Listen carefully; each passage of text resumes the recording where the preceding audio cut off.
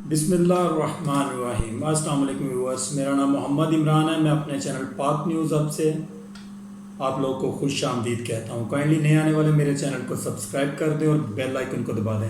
Viewers, آج ہم بات کریں گے عمران خان صاحب کے بارے میں، اور اس کے ساتھ ساتھ ایک دو اور چھوٹے چھوٹے موضوع ہیں، اس پہ بات کریں گے۔ بات سٹارٹ کرتے ہیں۔ کچھ اہم سوالات ہیں جو میں عمران خان صاحب سے کرنا چاہتا ہوں، اور ساتھ ساتھ آپ کو پہلے تھوڑا سا انٹرو کرواتا چاہوں۔ میں خود ذاتی طور پر عمران خان صاحب کا بہت بڑا سپورٹر ہوں، جیالا ہوں، اور ان کے بہت سارے جلسوں میں ان کی بہت سارے جو وہ تقریریں کرتے ہیں، ہم لوگ وہاں پہ پہنچتے ہیں اور ان کو سنتے ہیں، اور ان کو سن کے جو ہے وہ اس پر عمل پیرا ہوتے ہیں، اور ان کی بات کو سمجھتے ہیں اور ان کی بات پر یقین کرتے ہیں۔ میرے علاوہ اور بھی بہت سارے پاکستانی ایسے ہیں جو خان صاحب کی بات کو سمجھتے ہیں اور اس پر یقین کرتے ہیں۔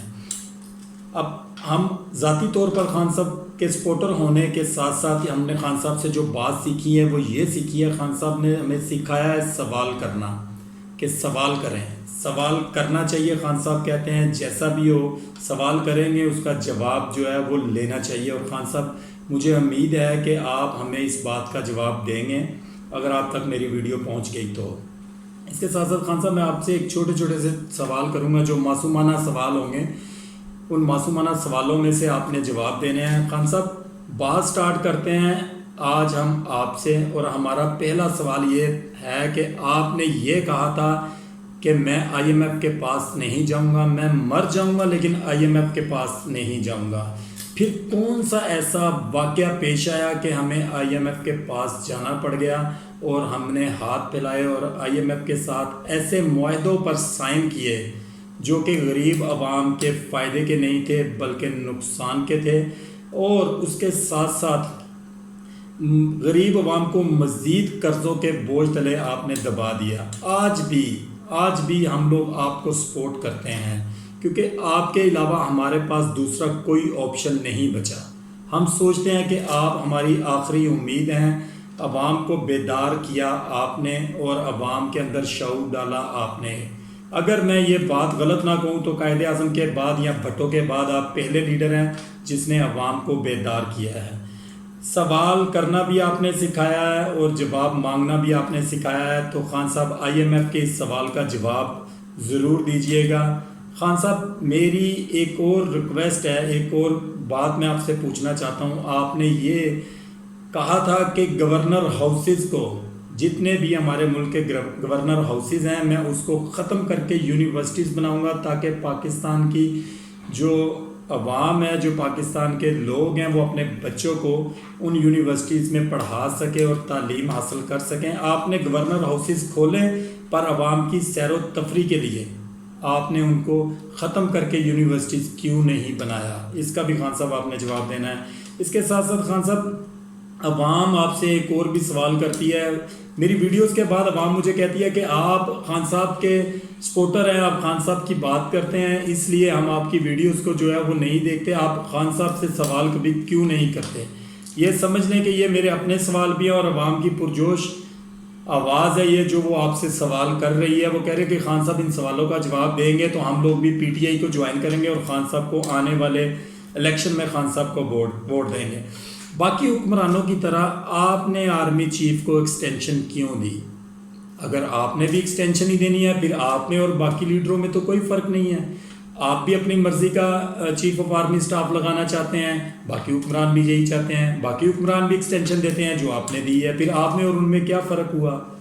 آپ کہتے تھے حکمرانوں اور عوام کو چاہیے اور سیاست دانوں کو چاہیے کہ اپنے اخراجات کو کم کرے تاکہ ملک کے اوپر کم سے کم بوجھ ڈلے۔ آپ نے بہت سارے اپنے کانفرنسز میں جو ہے وہ ان کو پانی پلایا، چائے تک نہیں پوچھی، کیا کہ چائے اور بسکٹ روکنے سے یہ اخراجات کم ہوئے ہیں؟ کیا کہ یہ ان کے شاہانہ پروٹوکولز کو کیوں نہیں روکا گیا اس وقت؟ آپ کی گورنمنٹ میں بھی ہر صوبے میں 40-50 وزراء تھے، کیوں تھے؟ کیا کہ آپ کی گورنمنٹ میں اتنے وزراء کی ضرورت تھی جو آپ نے اتنے وزراء رکھے تھے؟ یا یہ جو موجودہ گورنمنٹ ہے یہ جو اتنے وزراء رکھ رہی ہے، کیا کہ ان کی ضرورت ہے؟ کیا گورنرز کی ضرورت ہے؟ اتنے زیادہ وزراء رکھنے کی کیا ضرورت ہے آپ کو کہ آپ اتنے زیادہ وزراء رکھ رہے ہیں اور عوام کے اوپر بوجھ ڈالتے جا رہے ہیں؟ آئے دن عوام کے پیسوں سے ایوان کے اندر جو ہونے والی میٹنگز ہیں جو گھنٹوں چلتی ہیں، اس کے اوپر گھنٹوں کے حساب سے آپ لوگوں کے پیسے بنتے ہیں کیا کہ آپ کے دور میں ایسا ہونا چاہیے تھا؟ باقی حکمرانوں میں اور آپ میں کیا فرق ہے یہ کائنڈلی یہ بھی بتائیے گا۔ IMF کے پاس جانے کی وجہ جو بھی ہے وہ آپ کو بتانی چاہیے عوام کو۔ اس وقت جس وقت آپ IMF کے پاس گئے تو آپ کو چاہیے تھا آپ آتے اور آ کے عوام کو کہتے کہ روکھی سکھی کھا لیں گے، ہم IMF کے پاس نہیں جائیں گے، ہم اپنے ملک کو سٹیبل کریں گے، بٹ ایسا نہیں ہوا۔ آپ IMF کے پاس کے دوسرے حکمرانوں کی طرح، دوسری حکومتوں کی طرح۔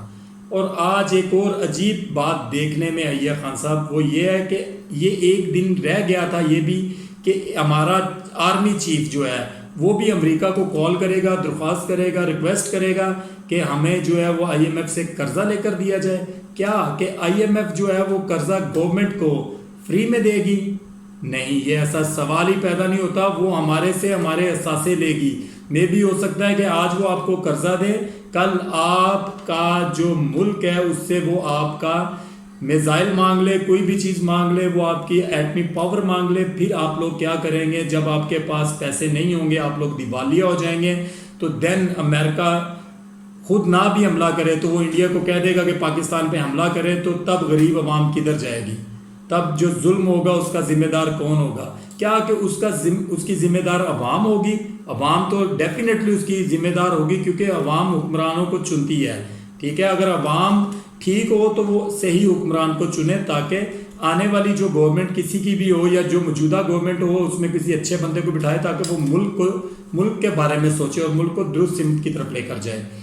اس کے ساتھ ساتھ تھوڑا سا اس میں قرآن کا حوالہ دیتے جاتے ہیں۔ قرآن میں ہے کہ یہود و نصارہ کبھی تمہارے ہمدرد نہیں ہو سکتے، لہٰذا ان سے بچنے کے لیے کہا گیا ہے، اور ہم بار بار ہمارے جو حکمران ہیں وہ انہی کے اندر گھستے ہیں اور انہی سے مدد مانگتے ہیں اور انہی سے ریلیف مانگتے ہیں اور انہی سے قرضہ مانگتے ہیں۔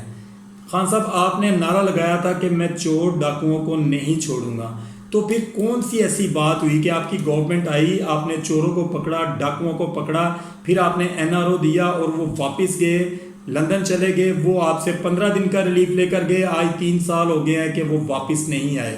آپ نے کس کے کہنے پہ ان کو چھوڑا اور آپ نے کیوں چھوڑا؟ اگر آج آپ رجیم چینج کے بعد عوام کے سامنے آ سکتے ہیں اور یہ بات کہہ سکتے ہیں کہ نیوٹرلز نے فلاں کر دیا، رجیم چینج ہو گیا، امریکہ گھس گیا، تمام PDM جماعتیں مل گئی اور ہماری گورنمنٹ کو جو ہے وہ گرا دیا گیا، تب بھی آپ عوام کے سامنے آ سکتے تھے خان صاحب، تب بھی آپ عوام کو آ کے بتا سکتے تھے کہ کون بندہ چاہتا ہے کہ نواز شریف صاحب جو ہے وہ ملک سے باہر جائیں اور ان کو NRO دیا جائے، تب بھی آپ عوام کے سامنے آ سکتے تھے، تب بھی آپ ان لوگوں سے پنگا لے سکتے تھے جو آج اپنی رجیم چینج ہونے کے پروگرام کے بعد لیا ہے خان صاحب۔ اور اس کے ساتھ ساتھ خان صاحب مجھے یہ بتائیں کہ آپ کے پاس گورنمنٹ تھی، آپ کے پاس اقتدار تھا، آپ کے پاس حکمرانی تھی، تو کیوں عدالتوں نے ان کو ریلیف دیا؟ کیوں عدالتوں نے ان کو چھوڑا؟ کیوں عدالتوں کا دوہرا معیار ہے؟ نون لیگ والے ٹھیک کہتے ہیں عدالتوں کا دوہرا معیار ہے۔ عدالتوں کو چاہیے تھا چور ڈاکوؤں کو نہیں چھوڑنا چاہیے تھا، عدالتوں کو چاہیے تھا چور ڈاکوؤں کو ریلیف نہیں دینا چاہیے تھا، عدالتوں کو چاہیے تھا ان سے پیسے کی ریکوری کرواتے۔ کیوں نیب نے اتنے لمبے کیس کیے؟ کیوں FIA نے اتنی لمبی جو ہے وہ ان کیسوں کو اتنا کیوں لٹکایا؟ کیوں نہیں پکڑا گیا ان کو؟ کیوں چھوڑا گیا؟ غریب عوام آپ سے سوال کرتی ہے، اور جو لوگ آپ کی ٹیم میں شامل تھے، جو لوگ آپ کو چھوڑ کے گئے ہیں، وہ لوگ آپ سے سوال کرتے ہیں۔ ان لوگوں کی آواز آئی ہے میرے تک، انہوں نے مجھے کہا ہے کہ یہ سوال کیے جائیں اور پوچھا جائے، اور ایز اے انسانیت کے ناطے میں بھی یہ سوچتا تھا کہ آپ سے یہ سوال کیے جائیں اور آپ سے پوچھا جائے۔ خان صاحب یہ بات آپ یاد رکھیں، آپ اپنے بہت سے جلسوں میں، بہت سی تقریروں میں یہ بات کہہ چکے ہیں، جو ہماری پرانی قومیں تھیں، جو ہماری پرانی عوام تھی، جن کے اوپر عذاب آئے اللہ کی طرف سے، وہ ان کو نماز یا روزہ یا حج چھوڑنے کی وجہ سے نہیں آئے، ان کو حقوق العباد پورے نہ کرنے کی وجہ سے آئے، ان کو غریبوں پر ظلم کرنے کی وجہ سے آئے۔ ان حکمرانوں کو اللہ تعالیٰ نے عبرت کا نشان بنایا تاکہ وہ آنے والی جو قومیں ہوں گی ان کے لیے عبرت کا نشان ہو۔ آپ لوگ تمام حکمران اپنا قبلہ درست کریں اور اپنے ملک کو درست سمت کی طرف لے کر جائیں، تاکہ اللہ کے عذاب سے بچ سکے عوام بھی اور حکمران بھی۔ اور خان صاحب یہاں پہ ایک اور سوال کروں گا آپ سے، آج آپ پھر اقتدار جیت گئے ہیں، پھر آپ نے اقتدار جیتا ہے، پنجاب میں آپ نے ڈپٹی اسپیکر جو ہے وہ سردار سبطین خان کو جو ہے وہ اپوائنٹ کر لیا ہے، آپ کی ووٹنگ ہونے کی وجہ سے وہ جیت گئے ہیں اور وہ ڈپٹی اسپیکر لگ گئے ہیں۔ کیا کہ آپ یہ سوچ رہے ہیں خان صاحب کہ اس کو لنگر آن کیا جائے، اس کو چلایا جائے، اس گورنمنٹ کو، فیڈرل گورنمنٹ کو چلنے دیا جائے؟ آپ کا نعرہ تھا یہ چور، یہ ڈاکو ہیں، انہوں نے رجیم چینج کی ہے اور یہ گورنمنٹ کو گرا کر آئے ہیں، یہ الیکٹڈ گورنمنٹ کو گرا کر آئے ہیں اور یہ امپورٹڈ گورنمنٹ ہے۔ آپ نے یہ نعرہ لگایا تھا اور آپ یہ چاہ رہے تھے، آپ نے یہ کہا ہے اپنے جلسوں میں کہ ہم صاف اور شفاف الیکشن چاہتے ہیں اور ہم فوری الیکشن کی طرف جانا چاہتے ہیں۔ خان صاحب اس کو مزید لنگر آن نہ کریں، ان کو الیکشن کی طرف لے کر جائیں۔